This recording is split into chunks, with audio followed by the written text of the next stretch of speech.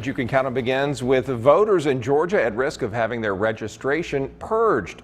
The Secretary of State is trying to get the voter lists up to date. News Channel 6's Devin Johnson live in our newsroom. And Devin, they say the process really is just being done to ensure fair elections.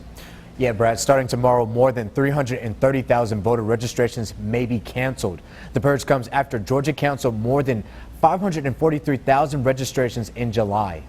See, many people don't realize that about 13% of all Georgians move each year.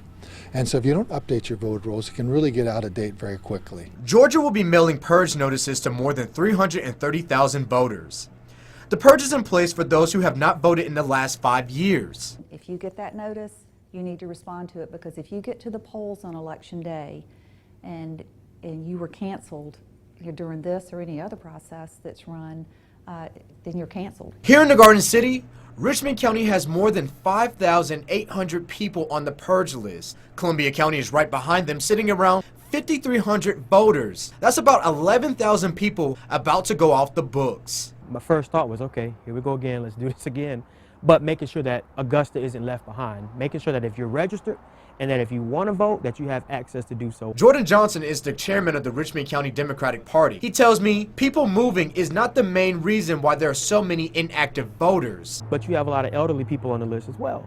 You know, people who have accessibility issues, folks who can't get out of their homes, people who may not have absentee ballot. That goes into folks not voting within cycles. And even though the purge is taking place, there's still time to get your registration up to date and ready for the 2020 election. To check your status on your voter registration.